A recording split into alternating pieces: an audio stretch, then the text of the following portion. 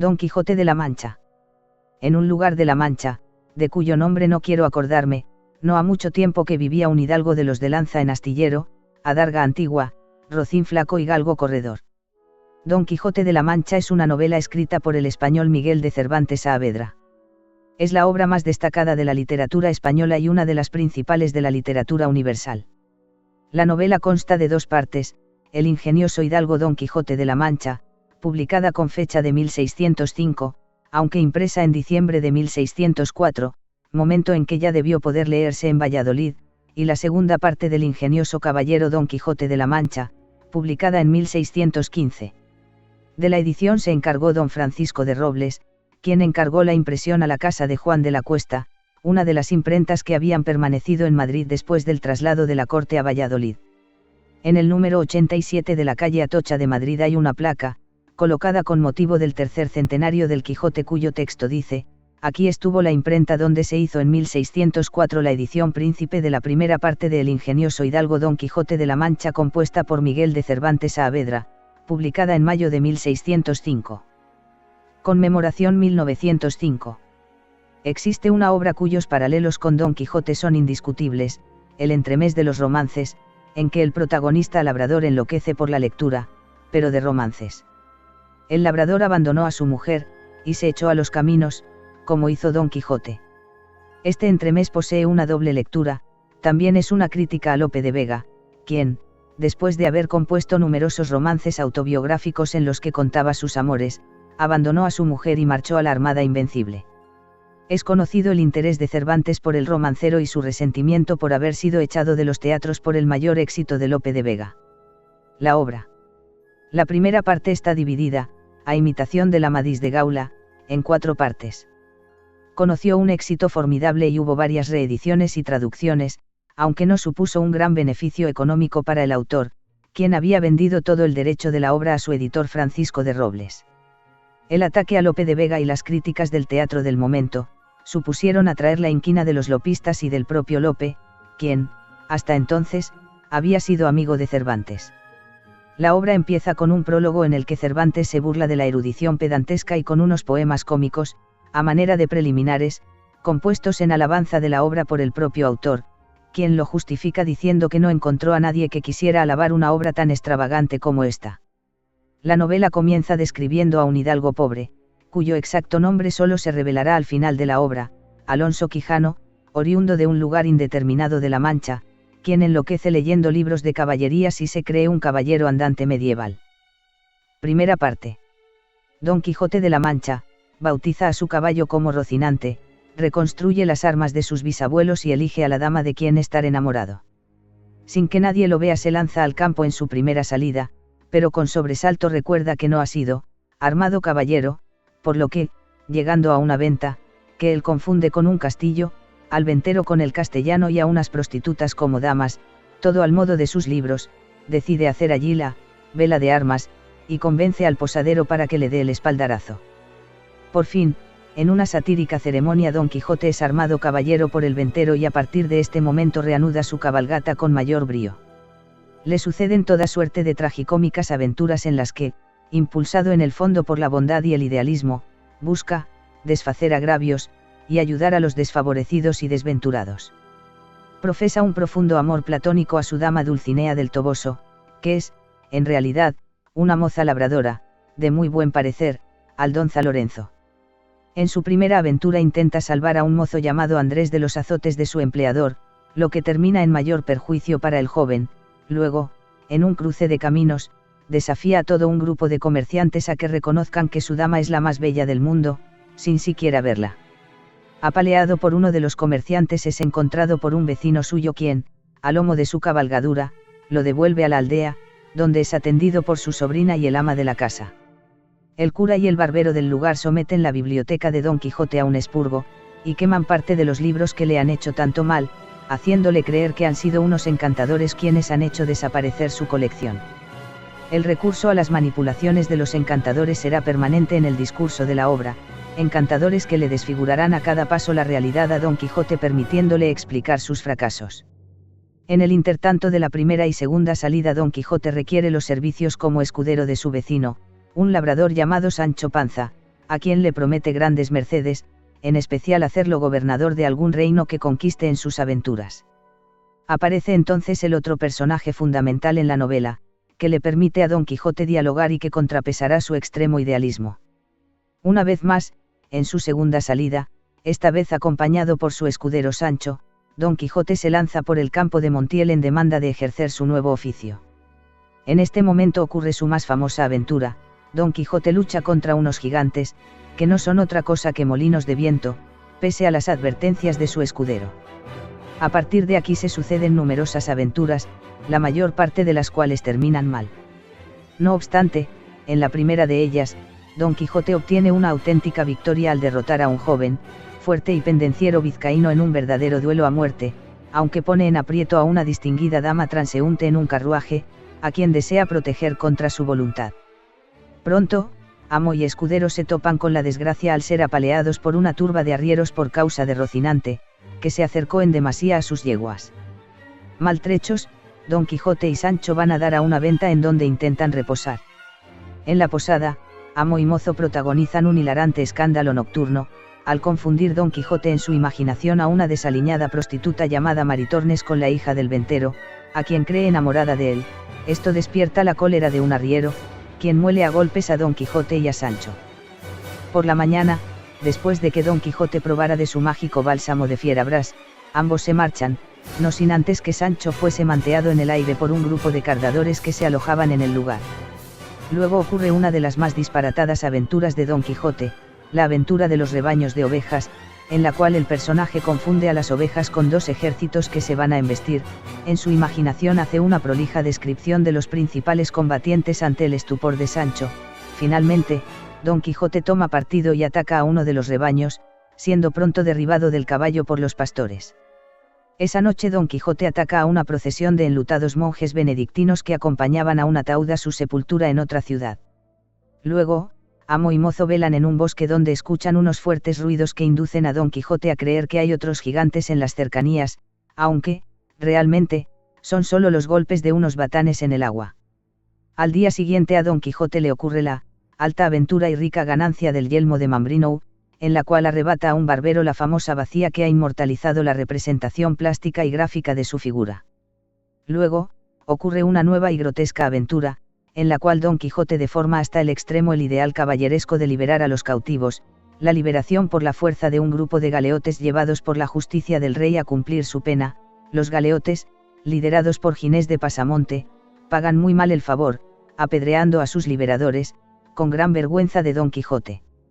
Las aventuras se van sucediendo y en cierto momento declara ante el sorprendido Sancho su secreto más íntimo, quien es en verdad Dulcinea del Toboso, y Don Quijote envía a Sancho con una carta a Dulcinea, lo que obliga a este a partir en dirección al Toboso. Mientras esto ocurre, sus convecinos, el cura y el barbero, han seguido el rastro de Don Quijote y en el camino se encuentran con Sancho, quien regresa con su señor y le miente acerca del éxito de su viaje. También dan con una moza llamada Dorotea, quien, sola, va en busca de ajustar cuentas sentimentales con el hombre que le arrebató su honra. Convencen a Dorotea de participar en un intrincado plan para devolver a Don Quijote a su aldea.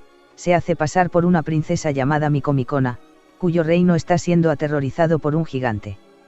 La princesa, el cura y el barbero disfrazados, se presentan ante Don Quijote. La princesa le pide que la acompañe para que mate al gigante y libere a su reino. Don Quijote acepta de buen grado y todos abandonan la sierra y llegan nuevamente a la posada en que tuvo lugar el manteamiento de Sancho. En el transcurso de este viaje, misteriosamente Sancho recupera su rucio después de ser robado por Ginés de Pasamonte. En la venta confluyen una serie de personajes secundarios cuyas historias se entrelazan: Cardenio, su amada Luscinda, su ex amigo Don Fernando y otros. Se confrontan y resuelven sus conflictos de orden sentimental. Por su parte Don Quijote causa admiración a todos con sus discursos y su aparente discreción, pero también exaspera al ventero con sus nuevas ocurrencias. Tiene lugar la famosa batalla del personaje con los cueros de vino tinto, a los que cree gigantes, y el pleito con el dueño de la bacía que la reclama airado. También Don Quijote es presa de una pesada broma de parte de Maritornes y la hija del ventero, consistente en dejarlo amarrado y colgando de una mano en una de las murallas de la venta. Finalmente, todos se ponen de acuerdo en el modo de controlar a Don Quijote, lo amarran y le hacen creer que ha sido encantado, y lo depositan en una jaula en la cual lo trasladan nuevamente a su aldea. Por su parte, Sancho se da cuenta del embuste, pero Don Quijote no le hace caso, creyéndose hechizado. En todas las aventuras, amo y escudero mantienen amenas conversaciones. Poco a poco, revelan sus personalidades y fraguan una amistad basada en el respeto mutuo, aunque Sancho claramente se da cuenta de la locura de su señor y se aprovecha de esto para deformarle la realidad, generalmente para salir de aprietos en que él lo coloca. Segunda parte. Esta parte empieza con el renovado propósito de Don Quijote de volver a las andadas y sus preparativos para ello, no sin la fiera resistencia de su sobrina y el ama. El cura y el barbero tienen que confesar la locura de Don Quijote y urden, junto al bachiller Sansón Carrasco, un nuevo plan que les permita recluir a Don Quijote por un largo tiempo en su aldea. Por su parte, Don Quijote renueva los ofrecimientos a Sancho prometiéndole la ansiada ínsula a cambio de su compañía. Sancho reacciona obsesionándose con la idea de ser gobernador y cambiar de estatus social, lo que provoca la burla de su esposa Teresa Panza. Con conocimiento de sus convecinos, Don Quijote y Sancho inician su tercera salida. Ambos se dirigen al Toboso con objeto de visitar a Dulcinea, lo que pone en un duro aprieto a Sancho, temeroso de que su mentira anterior salga a luz. En uno de los episodios más logrados de la novela, Sancho logra engañar a su señor haciéndole creer que Dulcinea ha sido encantada y hace pasar a una tosca aldeana por la amada de Don Quijote, quien la contempla estupefacto. Nuevamente Don Quijote atribuye la transformación a los encantadores que le persiguen. Una noche se encuentra con un supuesto caballero andante que se autodenomina el Caballero de los Espejos, quien es ni más ni menos que el bachiller Sansón Carrasco disfrazado, junto a su escudero, un vecino llamado Tomé Cecial. El Caballero de los Espejos presume de haber derrotado a Don Quijote en una batalla anterior, lo que provoca el desafío de este. El de los Espejos acepta e impone como condición de que si vence Don Quijote se retirará a su aldea. Se disponen a luchar, pero con tan mala suerte para el bachiller que, en forma sorpresiva, Don Quijote lo derrota y lo obliga a reconocer su error. Con tal de salvar la vida, el bachiller acepta la condición y se retira humillado, tramando venganza que se manifestará casi al final de la novela. Esta inesperada victoria le sube el ánimo a Don Quijote, quien continúa su camino. Se van sucediendo una serie de episodios, entre ellos el descenso a la cueva de Montesinos, donde el caballero se queda dormido y sueña todo tipo de disparates que no llega a creerse Sancho Panza, pues hacen referencia al supuesto encantamiento de Dulcinea.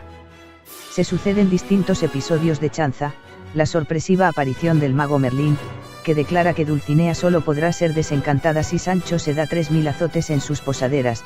Esto no le parece nada bien al escudero y de ahí en adelante habrá una permanente tensión entre amo y mozo por causa de esta penitencia.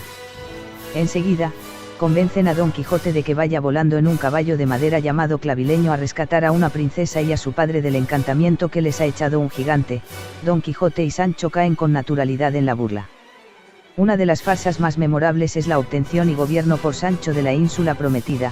En efecto, Sancho se convierte en gobernador de una ínsula llamada Barataria que le otorgan los duques interesados en burlarse del escudero. Sancho, no obstante, demuestra tanto su inteligencia como su carácter pacífico y sencillo en el gobierno de la dependencia. Así, pronto renunciará a un puesto en el que se ve acosado por todo tipo de peligros y por un médico, Pedro Recio de Tirteafuera, que no le deja probar bocado. Don Quijote se encamina a Zaragoza a participar en unas justas que allí van a celebrarse. Poco les sucede a continuación, en cierto momento son embestidos por una manada de toros debido a la temeridad de Don Quijote.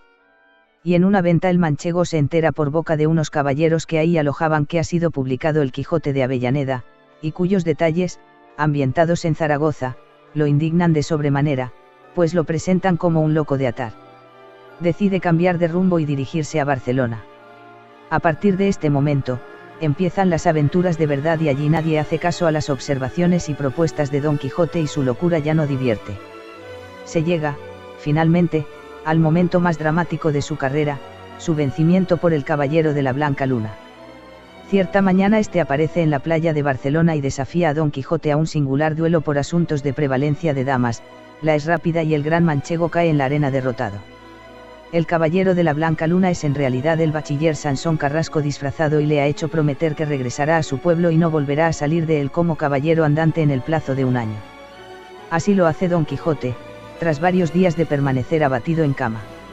Al llegar finalmente a su aldea, Don Quijote enferma, pero retorna, al fin, a la cordura y abomina con lúcidas razones de los disparates de los libros de caballerías, aunque no del ideal caballeresco.